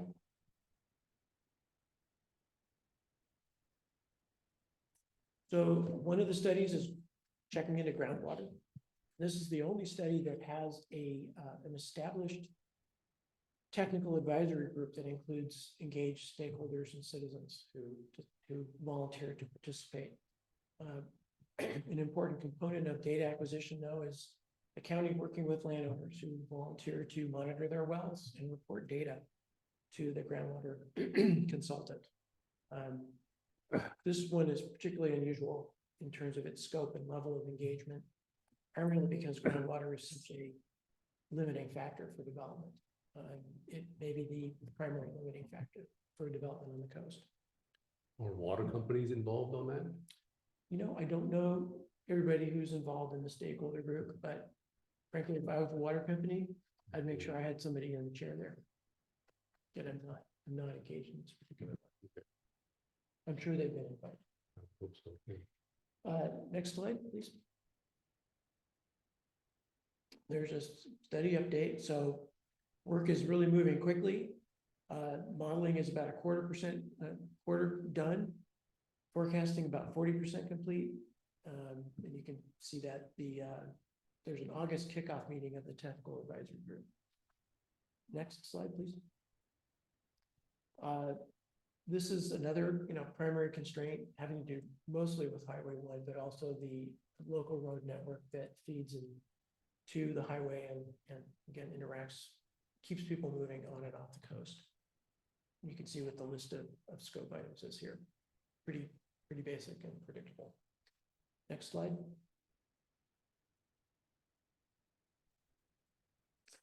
The visual and archaeological resources study probably has the most complex, kind of interagency coordination aspect, because it will involve the tribes up and down the coast, as well as other stakeholders. Next slide. Well, I misspoke. I think the biological resources is probably going to have the most complex consultation framework, given the list of players. Yeah. And again, no big surprises on scope. So this is a report of kickoff with each of the technical study teams, the date and the identity of the team. And next slide. So third bullet down, sub bullet, revised grant agreement schedule. So I'm looking forward to seeing schedule. I think we all are. What's going to happen is, what's the next best guess about what's going to happen when. Particularly interested in the community outreach aspects of it to again assure ourselves and our fellow residents and citizens that we will have bites at the apple. Okay. Money. So put two big tranches of money. And I don't know how many more slides there are done. Okay, the sea level rise vulnerability assessment. This is being done in partnership with City of Fort Bragg. Really taking a hard look at Noyo Harbor. City of Point Arena has already completed their sea level rise vulnerability study, and they have a report that's posted on their website. Very, very nice product, by the way. If you have a chance to take a look at it, you won't be surprised by the outcome, but when the water comes, it's going to make a big mess.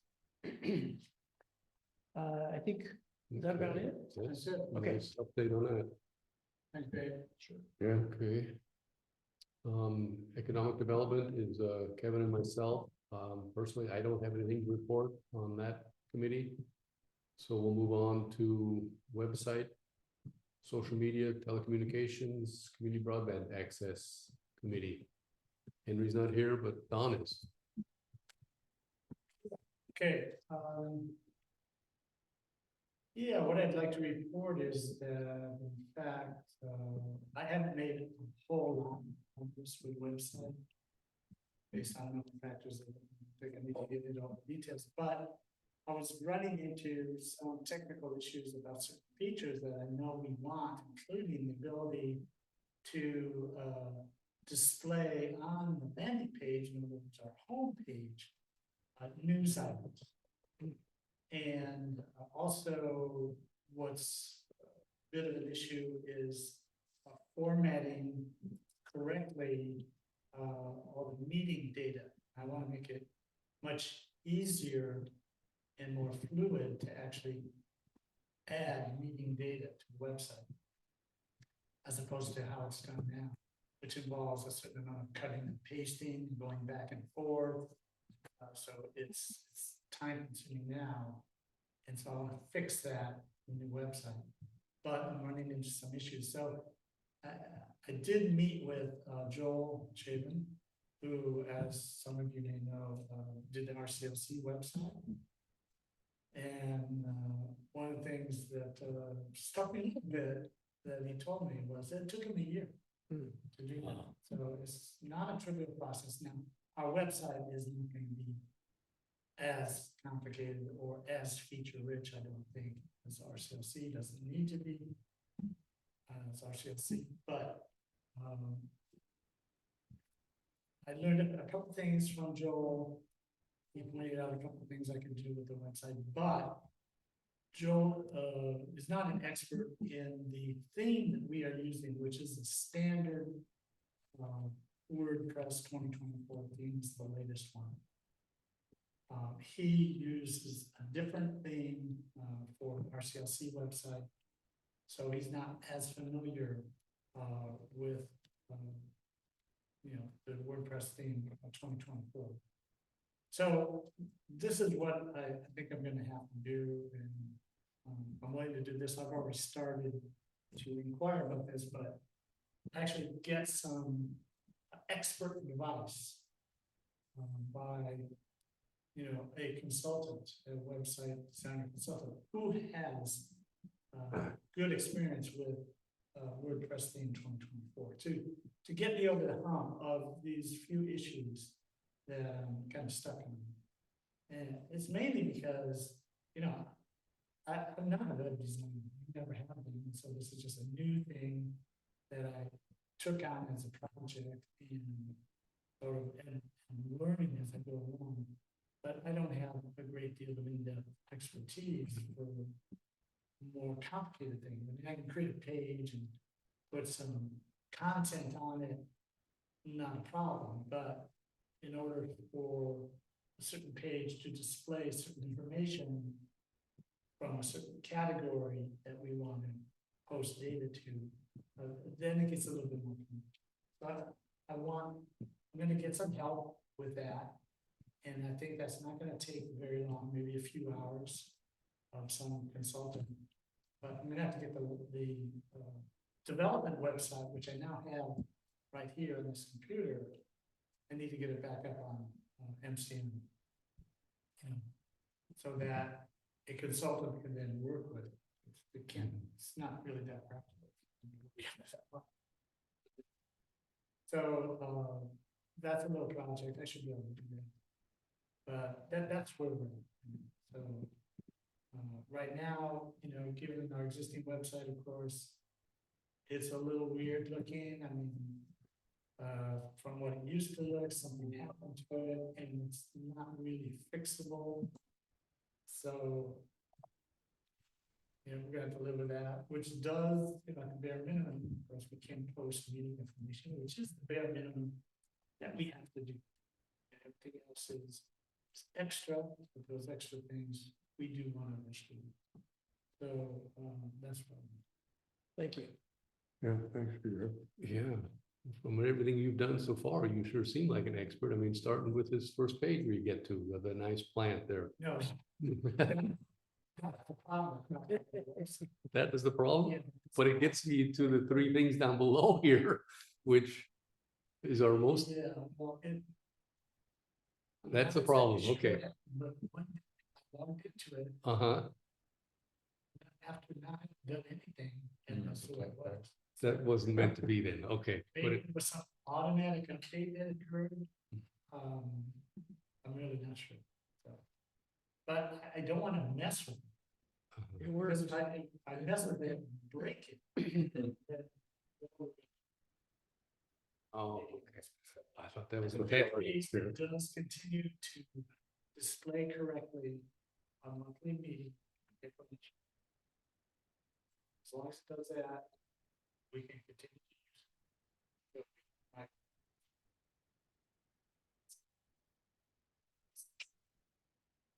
Okay, wish I could tell you further along, but I can't. Thanks for what you do. fine, everything you do is appreciated. Okay, where we at? Treasurer's report, Dan. Nobody's submitted anything. I haven't submitted anything to the county. Nothing's changed the last 2 months. Very good. Thank you. Can I ask a question of Dan? Remember, I think it was a couple of months ago that you submitted, you know, a bill was for the domain name registration. Right. No, you sent it to me, but yeah. Is that to you? And I don't believe I've ever got a check from the county. Okay. The previous one, I did get a check for, I think it was, I forget what it was, but some other payment I made. Yeah, there was an MCN and there was something else that you paid for. Yeah, I'm gonna go back in my emails and. Yeah, get a hold of me. Email me what you got and I'll talk to the powers that be at the county and see what happens. Yeah, okay. Thank you. Okay, council member comments, new business for future agendas? Go ahead, Dave. Briefly, a comment as, again, one of my other hats is a board member of the Recreation and Park District. Just a heads up that, the next board meeting will be in Walla on the 21st of August. Our standard meeting time is at 5:30. We may meet in this room. We're not exactly sure that this is big enough. So we're taking a look at a larger venue. I expect our park will be on the agenda, so that's an opportunity for people to come and have a chat with the board. And listen to what the board's talking about on Borough Park or other issues related to recreation on the South Coast. There's a lot going on. So if you're curious, please do come. I'd be pleased to see you. So that was on the 20th. 21st, 21st. Wednesday, the 21st, likely at 5:30. We're coordinating with the county for their participation, so we may have to move it up a little bit so that they interact during their standard workday. But just keep an eye on either the website or the ICO. You'll see the time, or just send me a note. I'll feedback. Thanks. Thank you. Any other council member comments? Okay, then we're on to adjournment. We have a meeting on the 5th of September, the next one. We wish Kevin well with his absence, and I think Henry might have said something that he was gonna be gone, but I don't recall. It's been 2 months. And he might be in the East Coast. He's in New York for 3 weeks. Thank you, okay. So anyway, does somebody want to make a motion to adjourn? Okay, Melissa, thanks. Second? I'll second that. John will second that, okay. I'm sure we're all in favor. Thanks very much. And have a good evening. Meeting adjourned. Done at 8:03, and this is the GMAC speed record. Yeah. Done in the